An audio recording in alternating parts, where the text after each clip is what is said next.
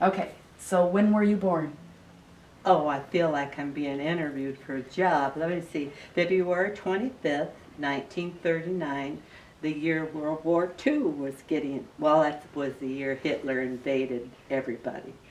We got it in the 40s, but so I was born in an angry time. Yes. And who were your parents?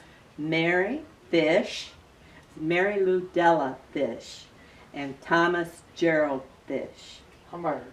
Hamburger, yeah, they were together so long I forget what their name was. And He can anyhow, they called Dad Theodore for the longest time, and I asked him why. He said the government screwed up on his birth certificate, and called him Theodore, and he finally had to. Grandpa? Yes, they said Thomas Gerald is what his name was, and they said Thomas Theodore. I never knew that Yeah. one, see? Yeah, so he had to straighten it out. He said it took him a long time. He finally had to go down and show the pleasant side of the Hamburgers. Yes. And what were you like as a child? Pouty. I used to look at adults and think, why are you bossing me around? You're not too smart. And so you would either see me blowing bubbles or pouting or reading a book and analyzing the world. So do you consider yourself an angry child? I I consider myself a split personality. I'm really happy, really humorous, because humorous to me is it's like having therapy. If I can make other people laugh, then I'm happy with myself, and it makes me happy. But if I'm not happy, I want to tear down buildings. So sometimes I even welcome those types of bullies in my life. Oh yeah, come on, bring it on. Yes. I see where Buddy gets it from. And what were you like as a teenager, do you think? I was quiet at home, and Mom and Dad didn't even know that I was on stage or sang until I invited them to one of the shows.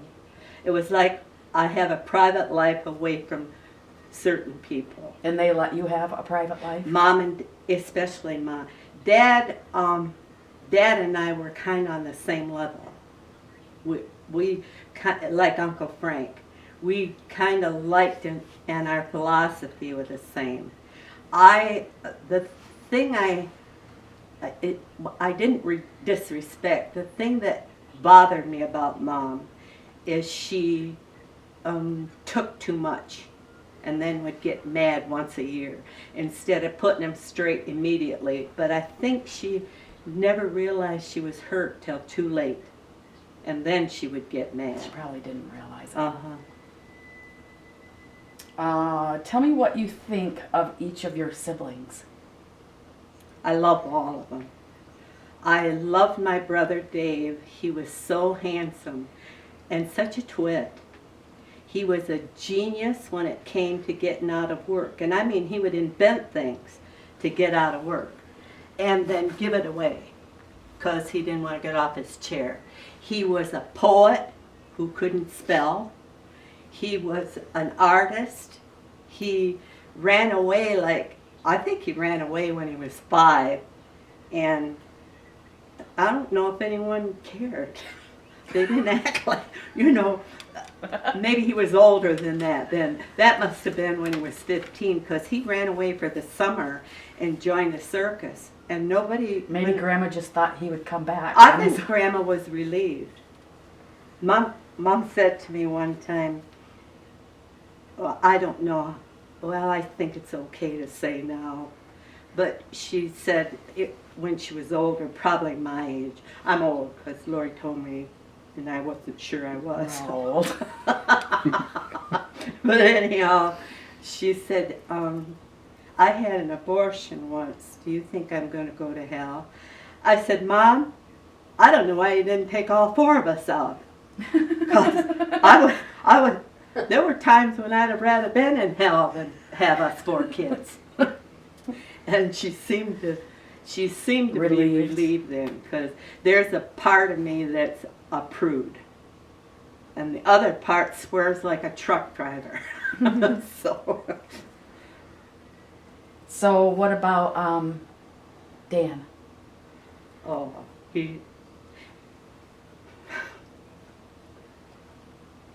I miss him. Yeah.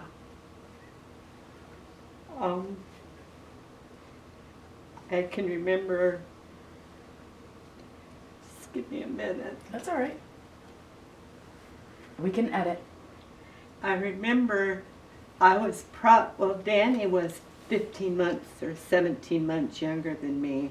We lived in Toledo, and there was a front porch, and I was sitting on the porch with him on my lap, and he was talking to me, and I thought, Mom said that all he did was jabber, and I would jabber back. But I knew what he was saying, because it started raining and lightning and thundering, and he started to cry, and I said, "Don't cry, baby, it's all right, we got a roof." And Mom said I was probably about 3 then, maybe 3.5. And I loved Dave because he was big and he was 5 years older than me, but he didn't like me that much. And I was 2 and he crossed the street, and I wanted to play with him, and he didn't want me because he was like 6 then or 7. And he told me to come on, and a car ran over me. But it didn't run over me. I saw those wheels coming, and I flattened out and laid in the middle, and then a truck come over me. And Mom said when I got up, I was swearing. And I was saying, "God darn you, God darn you, God darn you." So I didn't follow him again. You always learn a lesson. What about Aunt Susie?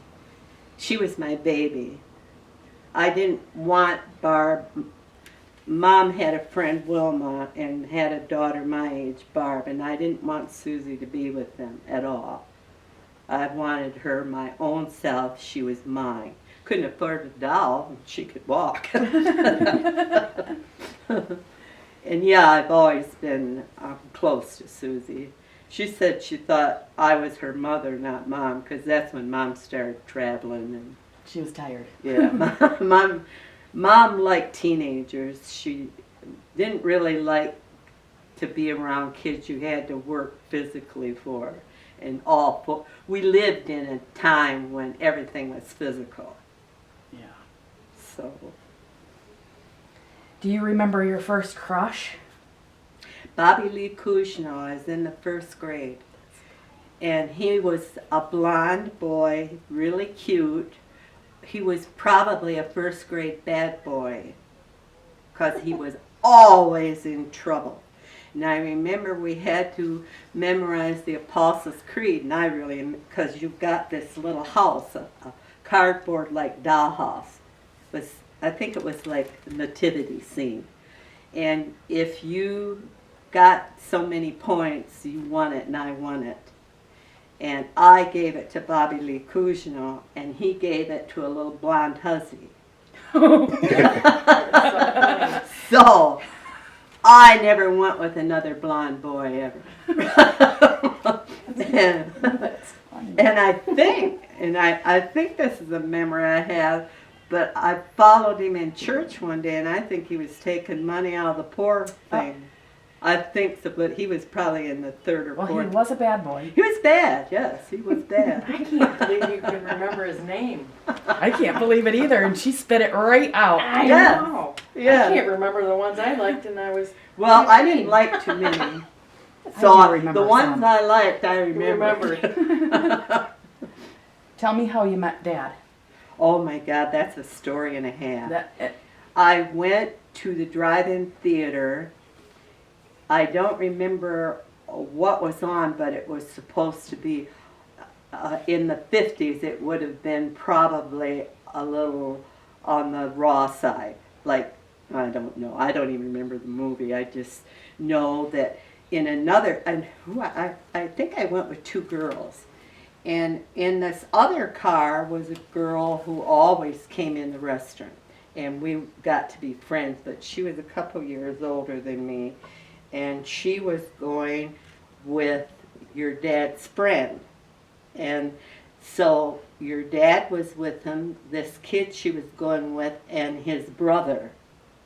And so, It was just a group yeah. type thing. But I was in a different car, and she saw me, and she come over and said, "Why don't you come and sit with me? There's all boys in there." Dad was in the front seat. I think he was in the front seat. I can't remember. I know I was with the younger boy in the back seat because he was like in the 8th grade or something. I think I was 15 or 16, 15. It would have been the summer we moved there from Monroe. And so these kids always came into the restaurant, and that's how I knew him. But I never knew your dad, and nor her boyfriend. And he never turned his head around once, but to tell me, who he was and where he lived, and that was it. I never saw him again until I was a sophomore, and then a couple girls from Brethren High School became friends with me. And I was babysitting a family that lived out in Brethren, and they asked me if I would stay there during the week and babysit their kids, because the boys were so big they were giving Grandma, who was 85 years old, a rough time. I loved old working women.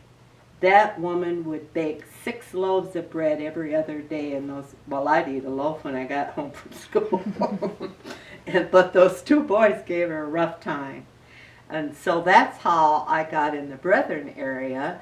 My girlfriend that was my best friend in Manistee moved to Onekama School. That's where she went. And she came and she said to me, there's the cutest guy that's a year ahead of us, and he is so polite. And she said, I just think he's the nicest person. And I said, who? And she told me, and I said, geez, that name sounds familiar. And then it went out of my mind. And then one of the girls I went to school with in Brethren said to me, she said, I really have a crush on this Leo Kortz, but he doesn't pay attention to anybody. I don't know what to say to him to get his attention. I said, oh, he goes with that Red Ronings guy. That guy has a crush on me, and he's a pain in the derriere. I said, but I'll tell you what, we'll go to Manistee to the ball game. They'll be there. This is what's going to happen. We'll get out of the ball game. We'll walk really slow down the hill. Old Red will go by 90 miles an hour. He'll put on the brakes, because Leo didn't have a car. He'd put on the brakes. He'll back up. He'll say, Darla, do you have a ride? I said, now I'll be like my mom this week when she needs help. Oh, yes, my brother was supposed to come and get me, but he never showed up, so we're just going to walk to the restaurant. Now, Leo's in the front with this red guy, and the redhead's brother that I knew at the drive-in theater was in the back. So I get in the back with him. Bonnie gets in the front where your dad is, and Bonnie was quite romantic. I almost gagged. Yes, I did. So anyhow, I'm having fun with this little kid. We're just having the best time. Your dad, I don't know how he got out of her tongue. I don't know how he got her tongue out of his mouth without biting it. So he turns around and we're talking school, and he says he has this class in civics, and he has to write this deposition, this, I don't know how many hundreds of words. And I said, I'll write it for you. I like to do that. So I said, pick it up Friday at our school, because I have to do not cheerleading, but kind of like that for the basketball team. So I wrote it, and I wrote it in his kind of language, not mine. Well, I didn't swear then. It takes life to make you swear really good. So anyhow, he came and he said, I got a B+ on that. I can't believe. I said, a B+? That was A quality. He said, I don't care. So then he said, would you like to go roller skating? Well, he had gone with Bonnie. I didn't know what was happening there. So I went out and said, are you going with Leo Kortz? And she said, nah, he's just not my type. Well, I don't know, and I didn't ask, and I don't want to know. So I said, yeah, and then I found out we went roller skating. He don't roller skate. He didn't roller skate. He didn't dance. He really didn't like movies. He loved mechanics. He couldn't swim. He liked to race cars. But he was very polite. And he was not shy like people thought he was shy. He wasn't. He just took people in and didn't regurgitate them. Mm-hmm. He took in a lot of knowledge, and unless you verbatimly asked a question, he never said anything. He would know all the gossips in the neighborhood, and I wouldn't know anything about it. And that's how I met him. And then we broke up my junior year, and we moved, and he went to Battle Creek, and I never heard from him again. I went with this other guy named Norman. I must not like him because I don't know his last name. We have a picture of him though. Yeah, I do have a Oh, picture yeah. of him. I just found it. Nice. I could show you. I think I showed you, but I don't know. The rockin' son of a bitch. That's what Dad Dad said. called him? Right. It sounded like The Dad, that's rockin' son why. of a bitch. But that's why I broke up with you. Dad was too serious, and I takes a long time. Takes a long time for me to have a really good friend. I don't take people in very much. I stand back and watch their attitudes and watch how they treat other people. And I value if I say I'll go on a 2-week vacation with you, that means I respect you, I like you, I would help you, I'd give you my last dime. But if I don't want to go out for 2 hours with you, I'll find an excuse. And I found an excuse with you guys because that wouldn't be the same. That would be too tired. Okay, so then I broke up with your dad, and I went with this Norman who had a beard. And I think the only reason I went with him was to see what he looked like under the beard. And I finally nagged him after a month or two. He should have never taken the beard off. He looked way better with the beard. And then he So took you dumped me him to, because he didn't look good under no, he was a Gemini. He was a quiet Gemini. He was one of 6 people. He had 1 or 2 sisters, the rest were boys, and they looked like they all came from the hills of West Virginia, up in the mountains. That's the kind of boys they were. He, however, looked like he was trying to be real hard not to be of that nature. And then I visited, he had me go with to his house to visit and meet his mom and his sibling. His mom was truly a little hillbilly, backwoods person, sweet, docile, and abused. I didn't know that she was abused, but I had this overwhelming feeling that she was. And when the men came in and talked to her, they talked down to her. They also talked down to their sisters. And now I'm adding all this stuff up because truly I think marriage is a partnership. I'm not into love at first sight kind of stuff. Everything grows with me. Love, passion, all that grows, but not immediately. It's personality that I'm looking at.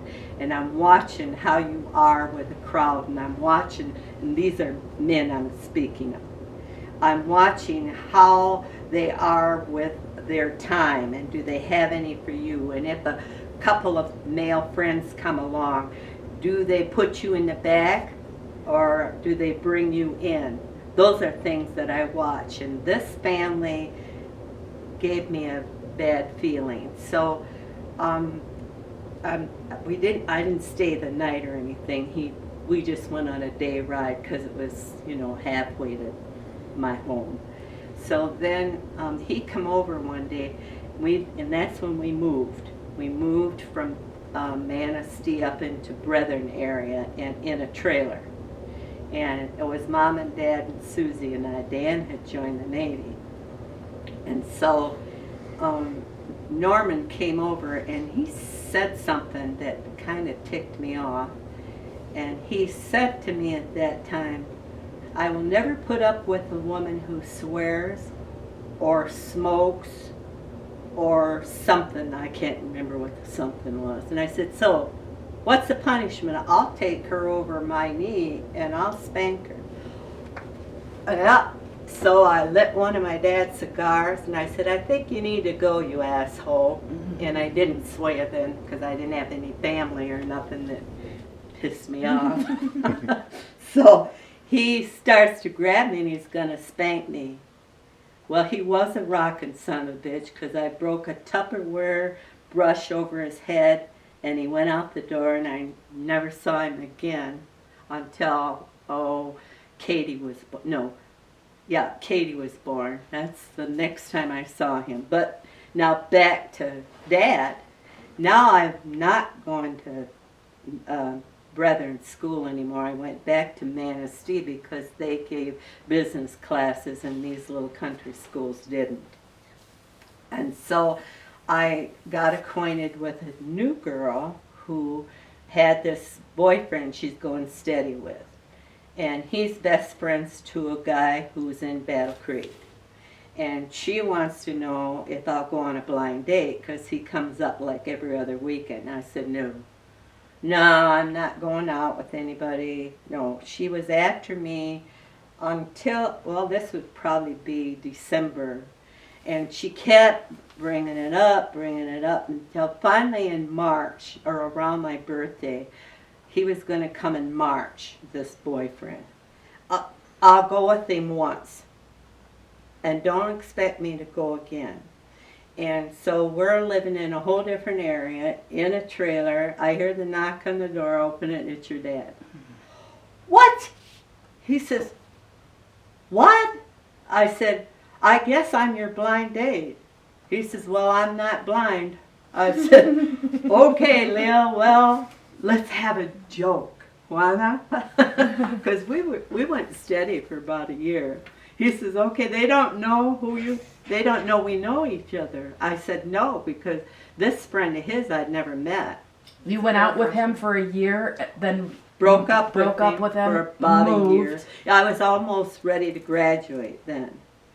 And so now it's March of my graduation year.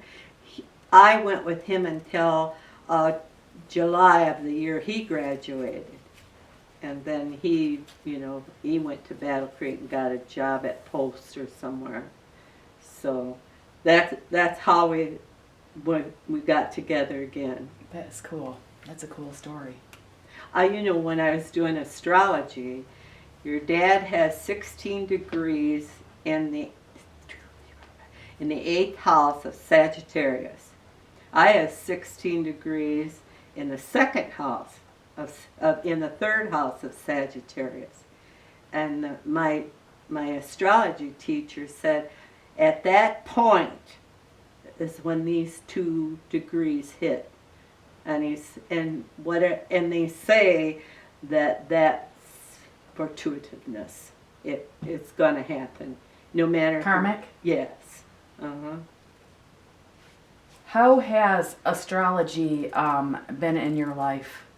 My dad started. Dad's Catholic. Mom was Methodist, but she didn't really do anything about it. Dad's Catholic, and he always read the newspaper with astrology in it. And I went to Catholic school for 8 years, and so we never got into it like the Baptist religion about the devil's work and stuff. It wasn't even brought up in school, and I asked Dad about it. He said, I've always done it, but he didn't know. He thought, the paper said Leo, that's what it was. And a lot of times it does hit, but so that's how I got into it. And then When did you know that there were more than just sun signs? when I saw this advertisement for college classes, and I Yeah, it was in don't the know if I 90s. took it the same time you did, or You did. and that's how we got involved with it. And that's the first time you knew there was more than just Yes. the sun sign? When I knew that you're affected by darn near every sign, even if it's not there, the house is there. And you could have your second house's personal wishes and personal hobbies and personal whatever is personal. And if you had like a Leo in there, well then that in the fifth stage you would want to be out there. You'd want to be on stage, or you'd love music, or you'd be an artist, or you'd be... Mine was money. Mine was self-defense, my own protecting myself. And that's all money does. It protects you. It protects the people you love. It helps you to eat. And that was interesting to me. Otherwise, I would have never taken accounting. Tell me some of the important lessons in life you've learned. I learned that I thought when I was a child, if I ever get married and have kids, we're not going to scream and holler like that. My kids are going to be obedient, because Mom would sit on the chair. She's tired. Mom was an artist. Anything she did to the top, and it was natural. It wasn't learned. It was she could look at a dress and cut out a pattern out of newspapers, and it was beautiful. Everything to me has to be learned. Nothing comes easy except bullshitting. That was a God-given talent. It is a talent. It got me in trouble, and it got me out. So what was the question? What are a few important lessons you've learned? I in your learned, life? don't be so cocky. Nothing's going to stay. Nothing is yours because you're so intelligent, or you're so beautiful, or you do nothing is. Make the most of what it is while you got it, and then try to say goodbye with dignity.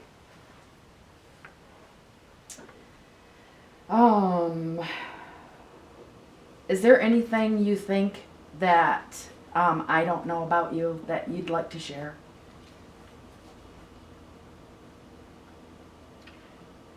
I don't know. I think I've told one or all of you kids everything that you don't know. Have you ever been arrested? No, but I was given a summons. I was put on a peace bond. For what? Because Lori was the baby, and I was living in this trailer park in this little cottage-like thing, and a bunch of women that were like your brothers.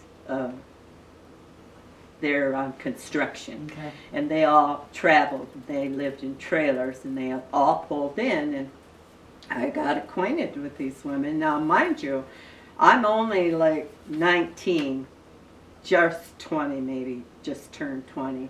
And these were older women. And we were having a good time, and we would go to tea. And then they started talking about this gal who was an alcoholic, and she's coming and nobody likes her. And they told me some of the things she did and said. And I said, I wouldn't put up with that crap, not for long. Well, they told her what I said, right? So I'm out hanging up diapers, and here comes this little twit.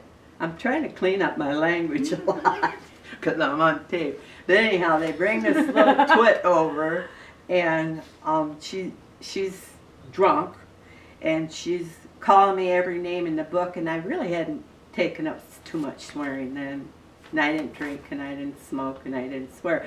I was really boring, to tell you the truth, but some of those things I still don't do. But she Just the said, swearing. she called me I don't know what she called me, but I warned her, you need to step away now, and you need to go back to your trailer. She came up to me, and she shoved me like boys do on a playground, and I knocked her on her ass. And then she gets up, she comes at me again, I knocked her down again. She came up again.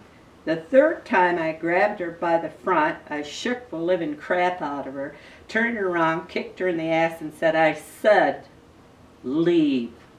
Well, she left. She went to the landlord's house and called the police. I'm continuing hanging up diapers because I have a cute little baby. I have to take care of her. And in comes all these women and this little hussy and the police. And he said, are you Darla Kortz? I said, yup, I've been that for a while. He says, so did you put hands on her? I said, yup, I did. Why did you do that? I told him everything she did. He said, so you gave her a warning? I said, yes. He said, well, she's put you on a peace bond. I said, I don't know what that means. He says, that means if you're within 200 yards or feet or something of her, we can arrest you.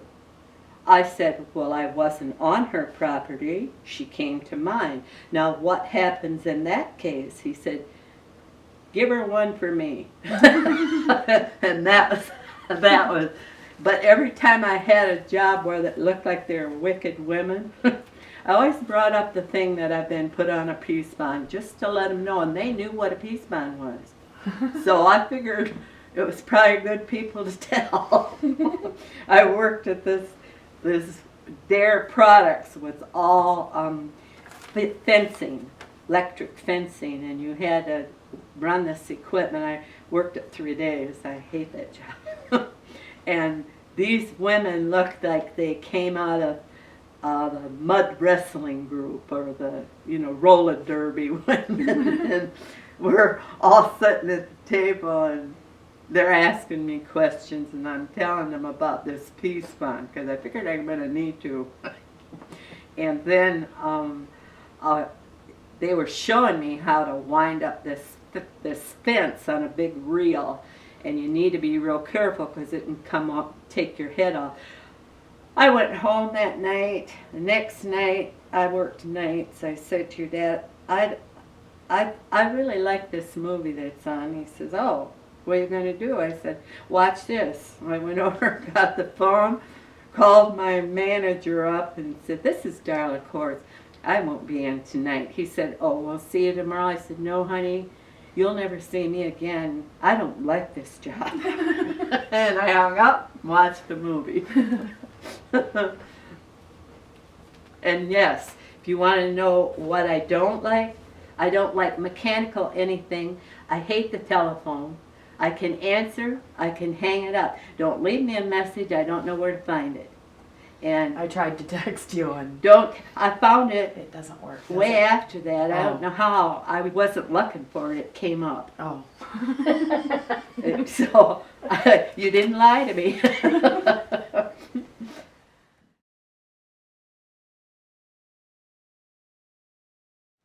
We'll start from the top.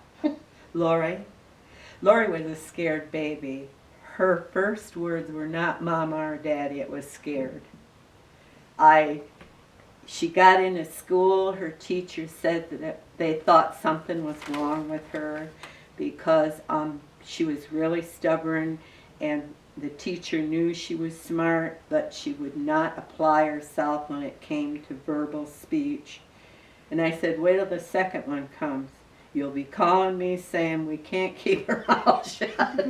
I said, so what do you need to do with her? She said, we want her to read this out loud or tell some story out loud. I said, so say, Lori, you have this choice. You can either do that or you can't get an A. And let her choose which one she wants. And she chose not to talk, and she's happy. And that's all I cared about. If you don't want to talk, there are places in this world people don't want to talk. I know. There are places where people do want to talk. But if you're talking, Jesus, watch people's eyes, and if it starts jerking around, that means you don't have their attention, so shut up. That's what it means. And people who don't want to talk, I love them. I love quiet people because I know they're deep. And those are the things that I want to find out. I want to make them feel so easy that they can stick up for themselves. Your dad was another one. Mm-hmm. Yeah, his family was verbally abusive to him. We can't get into that because there are no words I won't use. So what do you hope for Lori? I don't have to hope anymore. She is.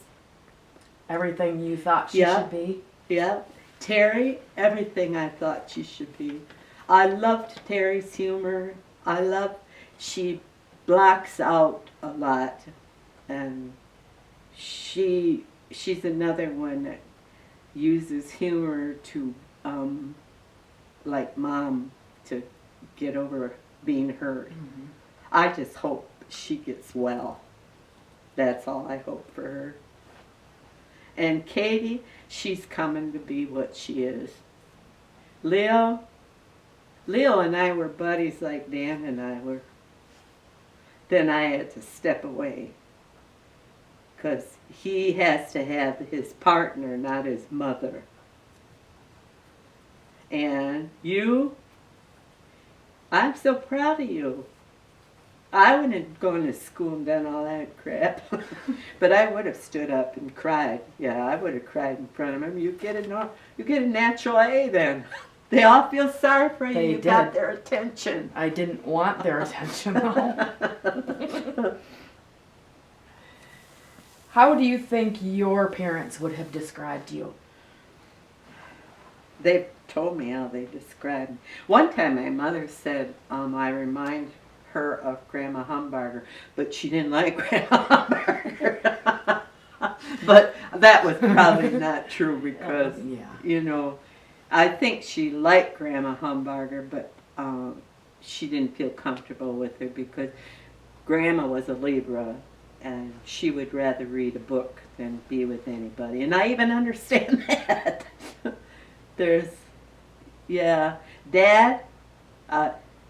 Dad loved and respected all women. He thought all women were smart. He thought Mom was smarter than anybody, except in politics. But So you felt like you had Grandpa's respect? yes, absolutely. Yeah, that's probably why I like men. I even like the bullies because then I can really attack. But I don't think men are. Of course, I've not met As that superficial or devious. Jealous, maybe. Yeah. Now I see Trump. Yeah, he is devious, but Yeah. he's so blatantly devious. We must be stupid not to see it. But anyhow, yeah. Dad. Susie said that she grew up and they were always saying, Darla wouldn't have done that, Darla wouldn't have done this. And she said, I used to get so mad. I said, Darla wouldn't have done it because Darla's boring and lazy. I'm not going to a party with a bunch of idiots. It's not fun for me. So I'd rather stay home and read a book. And Susie and Dan were both, out there party people. So, when you think about a fork in the road, what was it and why did you choose it? I don't ever choose a fork in the road. God throws down the dead burned fork, and then I have to find a way. Choose. Yeah. The fork in the road is probably your dad's illness.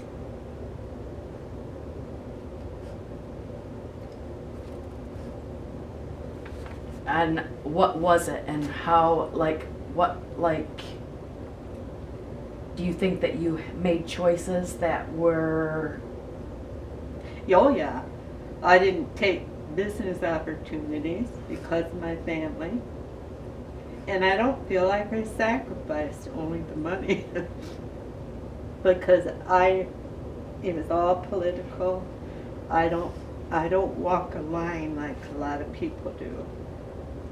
I even got the second job that paid me more than any in a kind of devious way because this little German girl was interviewing everybody for this job with Dietmar. And I interviewed the owner of the company in a bar. And I was having a lot of fun. And so he said, you know what, I'm hiring you, but BCU took over the hiring of these potential people they brought in to bring money into the Michigan. Well, this was a foreigner, and he was a machinist. And so Kyle came, and he was involved in an affair with a German girl who was one of my customers.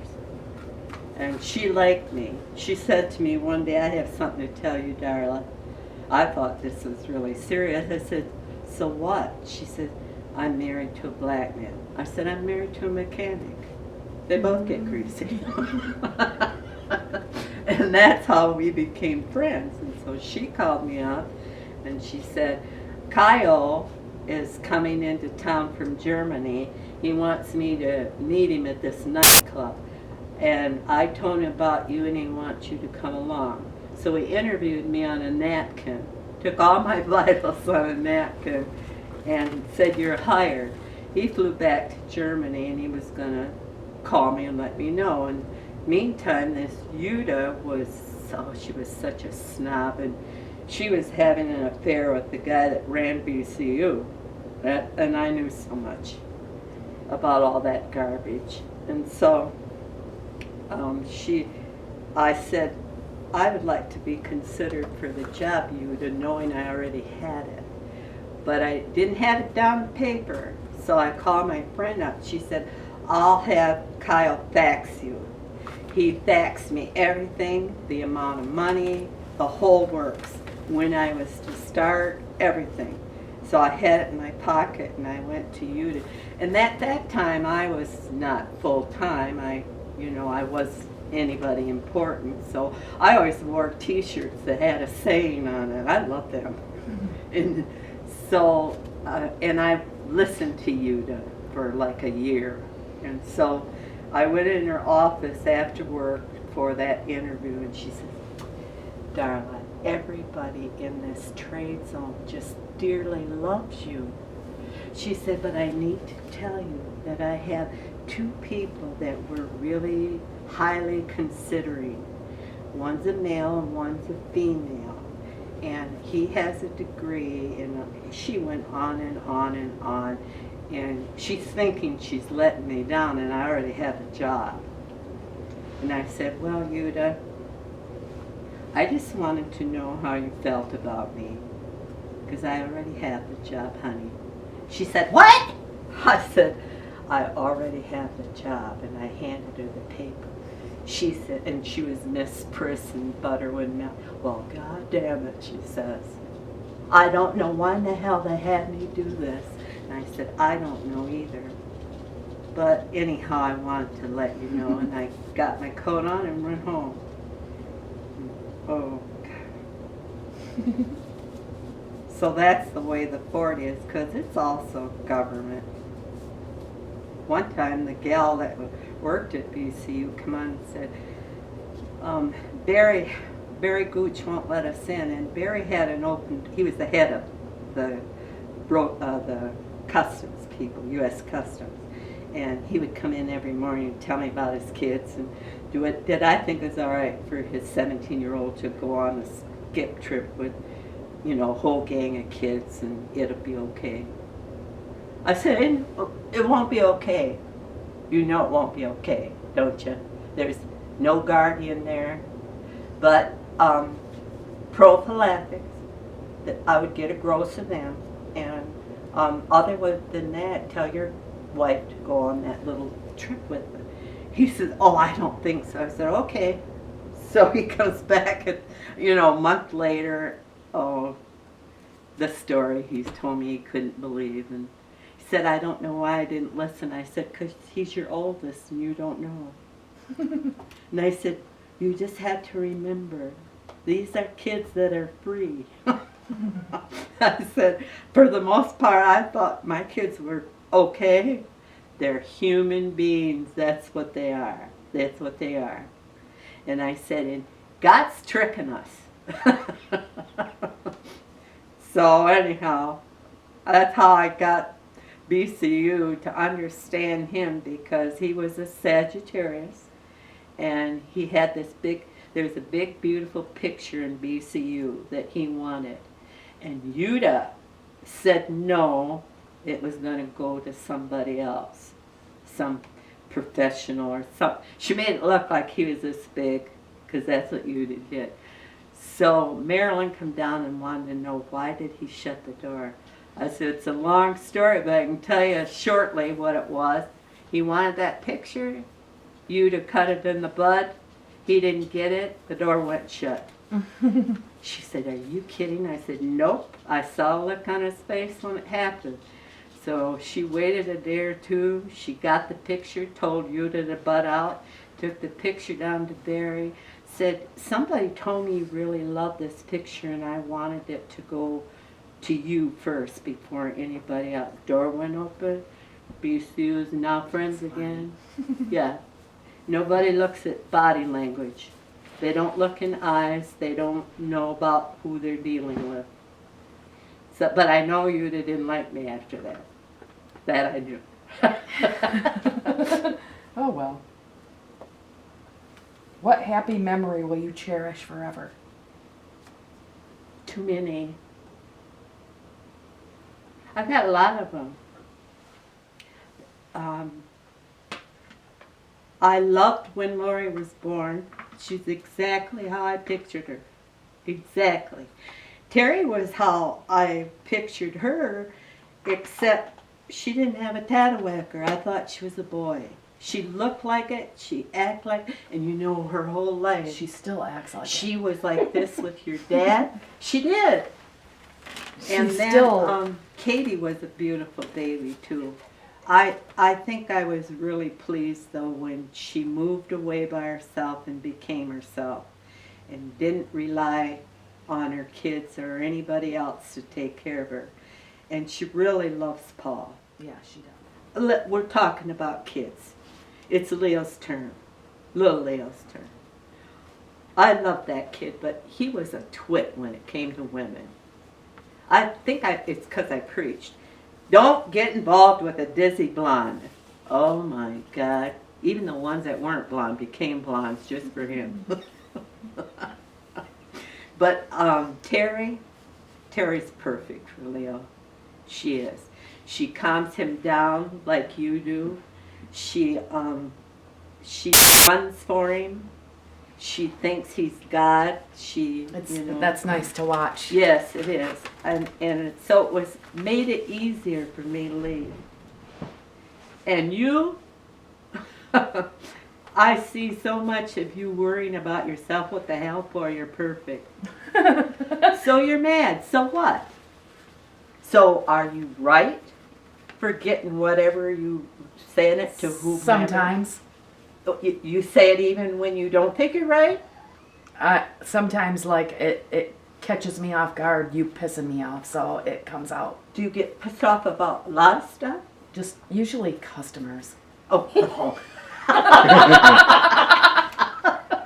I learned that at 15 in the restaurant. Oh my God. I still can see her. I didn't even see it, but I can see it. Washing the window. When Oh, don't I you warned love him. it? I told him When 10 the door was times closed. that we were closed. Don't you think that's a and then she perfect threw way of change at doing it? No, it isn't. It is. Sounds like Buddy, doesn't It isn't. It is. Oh, I see It exactly is where Buddy not gets it all. professional. It is. He could not get in until a specific time. If you let him in, the whole city will be in. He was an arrogant asshole who thought he could get away with something because he was an arrogant asshole. He met his match, and you did it so nicely. I told you. I'd opened the door and Well, I said, told him. So I gotta continue my work right over your face. I don't think there's anything wrong with that. That's ridiculous. And you know what? Sometimes temper's not all that bad. It's a tool. Yeah. And it makes you stand out above all the weaklings. Those are the types of people that let the Jews get killed, let the Japanese go in jail because it didn't affect their little self. Do you fight for other people? Of course you do. You walked out of the restaurant to beat the hell out of one girl's boyfriend or husband or whatever. I did too. I was So, like, no. how was I going to catch up to him? He was in a car. I was on foot. He was already a mile away, but But if he had let her been in out. a red light, you'd have He let got her him. out, though. He let her out. I couldn't catch him. Why didn't she fight her own battle? Because she couldn't. See, would you have? Yeah. Yes. See? Yeah. So, you're not one of those girls that got up there and said, you know, You're right. so, no, there's nothing wrong. I gotta go pee. Ooh, whoops, edit that. Hurry, Lori. I think there's a depends in there. Don't you love dealing with women? I get along with them better than men. They're on it. Men don't tell deep things. I know, but sometimes that's good. Most of the time it is. That is good when it's just up here. You know, you need to Have balance. Yes. Yes, you do. You know, you can be afraid, but you don't need to crawl in a ball and cry. Yeah. However you handle it. If it's humor, if it's singing, if it's plowing ahead. You know, like going to school when you hate it. I had to go around the back of the school when I put you in the front to make sure you didn't go out the back. I had to. So there's nothing wrong with temper. If you use it to abuse somebody, that's a whole different story. People don't Yeah, put themselves that's a good in point. someone else's place. That's a good point. Like new girls on the... It would never be in me to treat a new employee like they're idiots and I'm the queen. Yeah. I would be so into them knowing how they feel on a new job. And then I come to find out they're assholes too. And they think they know everything. Yeah. Those are the ones you gotta trick. Like your dad. You know, that Monowit guy that he hated. I said, geez, Leo, what do you do? He says, that asshole comes over and he says in front of all these big shots, and I want this truck done by tomorrow. We need it. And I said, what'd you do? He said, oh, I sat on the stool and looked at him. He says he got up and left. I got up, went to the phone. I called because he'd already ordered parts for that truck. And they're trying to get it in the next day for Leo. He says, you know As a that... favor. He says, you know those parts I just ordered? He said, yeah. I said, I don't need them for 3 or 4 weeks. Take your time. Don't ever spit and scream at the cook. Don't. I don't. Don't. Always respect the cook because you never know what they're going to do to the dish. Growing up, who inspired you the most? The nuns. I love the nuns. They talked to us like kind of like, without the swearing, kind of like us. They talked about everything. Sister Maxine said she was in Chicago with another nun, and they walked down an alley and they found this big box that had prophylactics in it, but she thought they were balloons, and every time the kids were gonna say their prayers, she would give them a balloon. Oh no! Oh no, that's And hilarious. Sister Maxine said, she said, I must have given out a dozen, and then one of the other nuns or the priest or someone came in and called her to the side and asked her, where did you get them? And she told me, no, that's a no-no. Well, Mom, look what I got. I said the Pulses Creed. That's funny. That is I so love- funny. How yeah. many kids got one? I don't, well, I wasn't one of them. It was another class. I didn't know that. I But- should have gotten one. Is that being recorded? Edit. Lori has a tough facade though. Lori, I never worried about her. I never worried about her and John. I just felt sad that they were nipping their life in the bud. But as far as responsible, no. I mean, if John's gonna make sure when he's just going with her, she has a vehicle. Good Lord. That was good. That's nice. So, What is your biggest regret? worrying about how fat I was. I ate some really good meals. I think that was a big deal in the 50s. That's like when Father came in, I was in the 8th grade. I have a picture of me in the 8th grade, and I was red and fat. I was. My face was red, my ears were red, everything was. And I was plump. And I was not muscular. Anyhow, Father Keenan, I watched him. He's outside on the sidewalk smoking, and then he crushes that cigarette, and he's coming up. I was the president of our religious fidelity. And so I kept watching him, and he was Irish, and he always teased me. But men did. They always wanted me to be sassy. They asked for it. So he comes up, he says, we're going to study, the subject today is overindulgence. And is it a mortal sin or a venial sin? And what is overindulgence? And so one is saying overindulgence is when you have a quart of ice cream instead of a little bit, or when you want 5 toys and you won't let anyone else have them. And he turns around and he says, Miss Humberger, what do you think is overindulgence? Do you think eating too much is overindulgence? Because now I'm thinking I'm fat and he's getting me, right? I said, yep, Father, it probably is. Do you think, I'm saying to Father, do you think it's overindulgence to smoke when God didn't put a haystack or a smokestack in your head to get rid of all the smoke? Do you think that's a sin? I don't remember what he said. I have no idea because it was off of my mind. I didn't care, and I don't care about the punishments. So he left. Sister Maxine says, Darla, you were very disrespectful. I want you to say 10 Our Fathers and 10 Hail Marys and make a good act of contrition. I said I did before he came in. I do every Monday before he comes in because we fought like me and Dad. What'd she say? What could she say? I'm already going to do the punishment. I'm sorry. But she probably thought the same thing I did. How dare you? Don't talk down to little kids. Kindergarten kids know when you're being mean. They just don't know how to sass you. Some of them don't.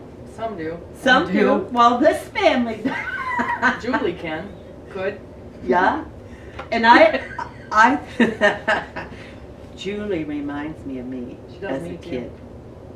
I feel like I'm in her when I watch her and her personality thing. I get it. That's funny. Because you're not pushing her around. My mother made me once eat, she made stew. And I was a very fussy eater. I'm not that bad anymore. I don't have a temper tantrum anymore. But Mom said, you're sitting in that chair and you're going to eat that stew. And so she made me eat a mouthful. I put it in my mouth, puked all over the table. So Sounds like Buddy. So then she says, nothing. Bill, I'm not making anything separate. This is what we're having. Eat bread and butter. So I did. I'm happy. She's happy. The world's happy. So I just texted Buddy. I'm like, you are definitely a Kortz at heart. Yep. What are you most proud of? My kids and my husband and And most of my in-law kids, well, I guess all now. Yeah. Oh, no. It's just waste of life. If they don't listen to me, they've wasted 10 years. Why don't they listen to me, Lori? They don't know. People who are overly flattering at the very beginning and all that, don't trust them. Watch them. And don't hide what you are. If they can't take what you are, you're going to be that way 10 years down the road. Yep. I said to your dad, probably a few months before he died, I don't know why you ever hooked up with me, Leo. He said, you're the only one I knew that had my back. And I had his back. You aren't kidding. What did you discover in the last 10 or so years that you wished you would have known earlier?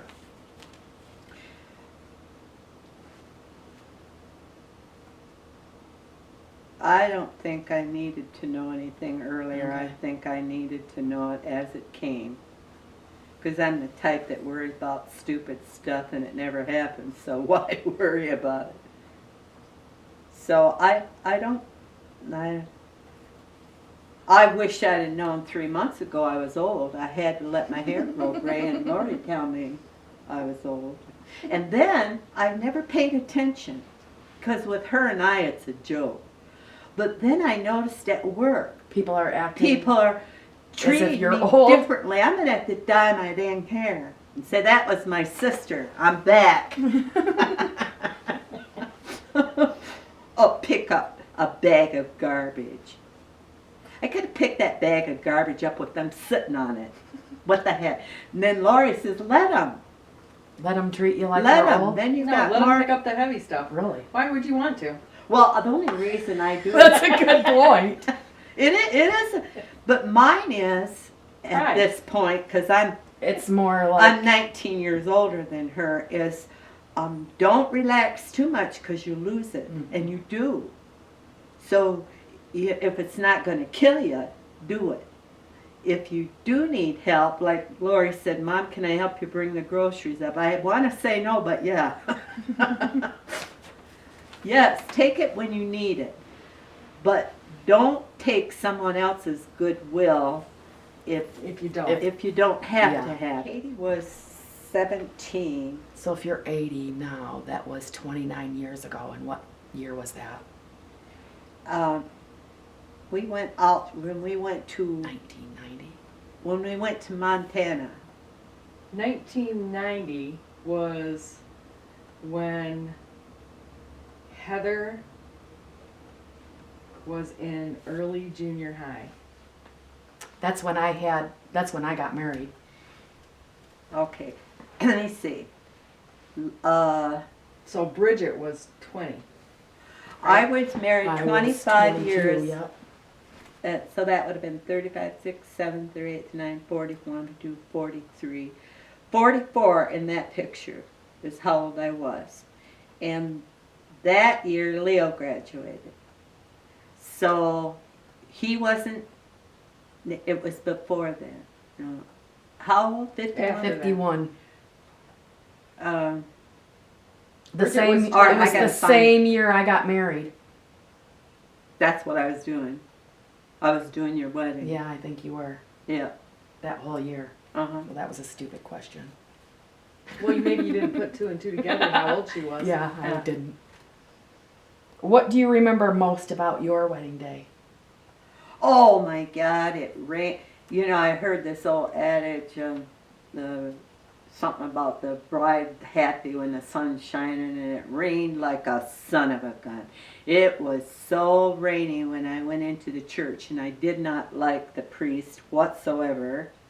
And once he found out your dad was not going to be Catholic and wasn't going to do all that crap, he said I had to be married at side altar because I'm a second-class citizen. He didn't say that, though. And I said, good, I don't want that 2-hour stuff. And he's not interested, and neither am I. And I didn't like, and I never went to his church again. And we couldn't throw rice, and what else? Oh, a whole bunch of stupid stuff. So that day it rained, and I lost the keys to your dad's car the night before. I went out with a bunch of girls, lost the keys to the car, and then, let's see, the marriage was real quick. We were married at 1:16 in the afternoon, and she was born 1:16, I think it was, in the afternoon. Oh, a year later. But anyhow, when we Almost. came out after it, it got to be about 90 degrees out. And we had that little place by Ann Arloa on a hill. That's where we had our reception. We invited probably 120 people, and 340 came. That white. Yeah. And it was built on, so it was even smaller. And Merville's, your grandma's drinking buddies came, and it was so crowded your dad and I couldn't get up to the cake or the food or nothing. We left. We went down and got hot dogs. and we had Coney Island hot dogs, ice cream. It was really nice. And then I said, I think we gotta go back to that party. He said, okay, we go back. No one missed us. They were all drinking, and we had music by this accordion guy, and he was playing polkas, and it was so hot I couldn't stand it.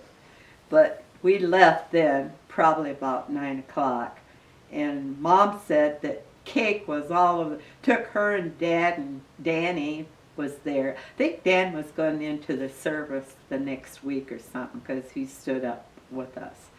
And they said it took them like 5 hours to clean that place, because one of Merville's friends went and peed on a bush in the corner.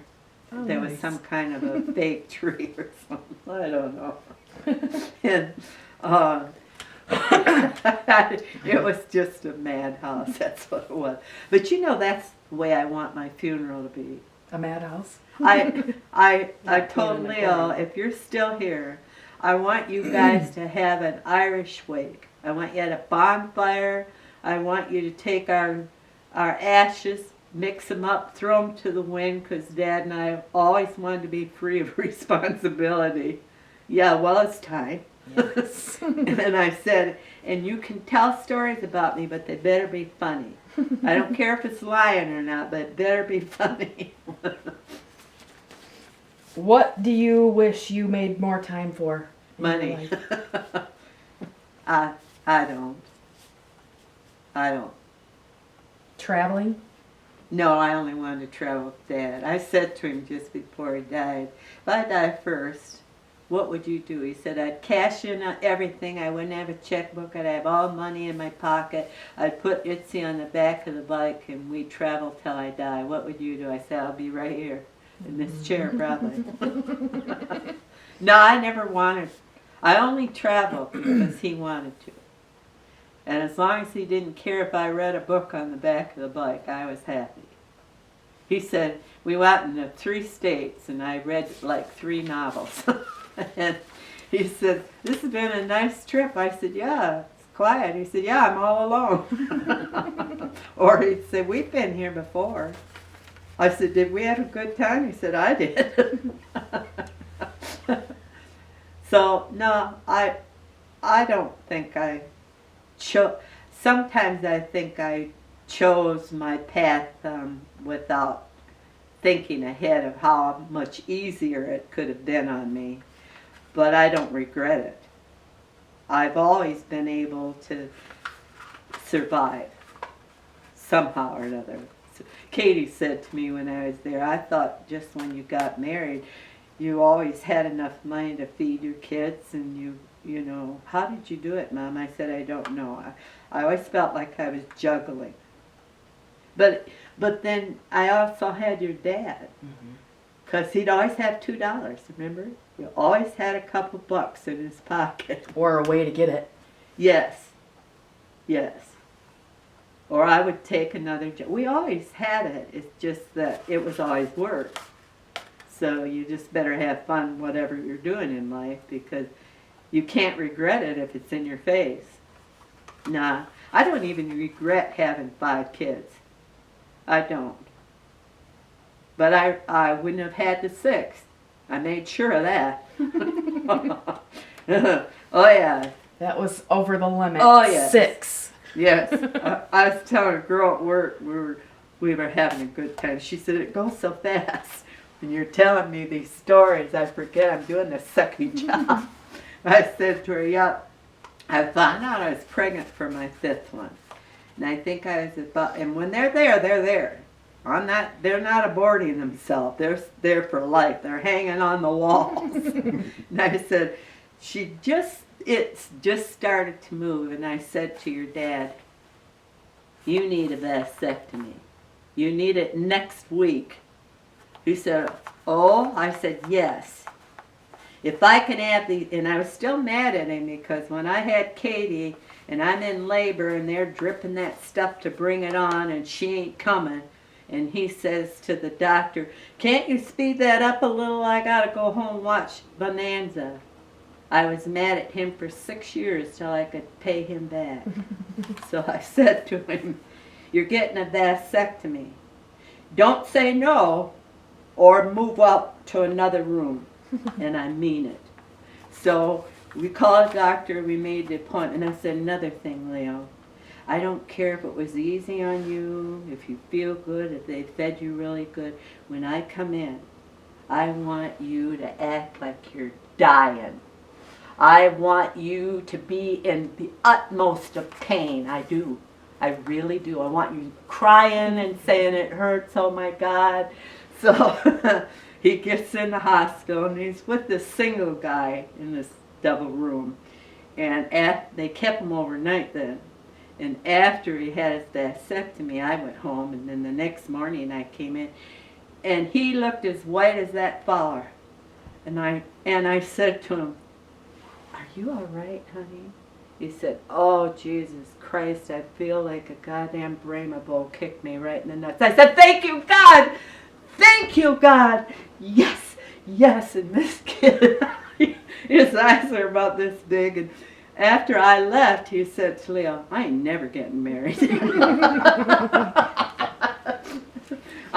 Yeah, he deserved it, every bit of it. And then he tells everyone I made him go home and change all the screens on the windows. Yeah.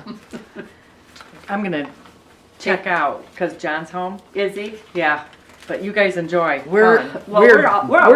We are done, Nice seeing actually. you. We're done. So that's it. Thank you. I got nothing that I haven't held back. I can't even tell you too much. I use Depends now, man. I need to. Figure these questions. Well, I've kind of been seeing what is, like I wrote down some that are important to me, and then I just started searching what is important to... See, I keep thinking you know everything, but you were the tail end. And they know things and had a life before you were even... I probably know most of it, but I bet my nieces and nephews don't know what I know and what she knows, you know what I'm saying? Well, probably not. Okay, hit me with it. Are we ready? All right, I'm just. Men saying, and he's saying, yeah, well, you ought to see my headlights. And we're going on, the women are laughing. And then this guy said something rather loud about women, very negatively. And I didn't know they were taking pictures of all of our get-togethers, and they're going to show it at the winter party. And he said something to me, and I don't even remember. I was teasing. I got up. I grabbed him by the front of his shirt. I said, hey, son, I'm looking up. How short do you want to be when I'm done with you? And he looked kind of funny, and he says, I think your dad was in there, or somebody. And he says, she talks tough. They said, she means it. So the girls are laughing, and I was, when I had my back to them, I'm saying, I just hate that stuff. And so we're sitting around having coffee or something. They bring out this movie. Oh my God, it scared me. Yeah. I said, oh my God, is that how I look? They said, oh yeah, that's how you. I said, well, that scared me. But I was teasing him. I wasn't really mad.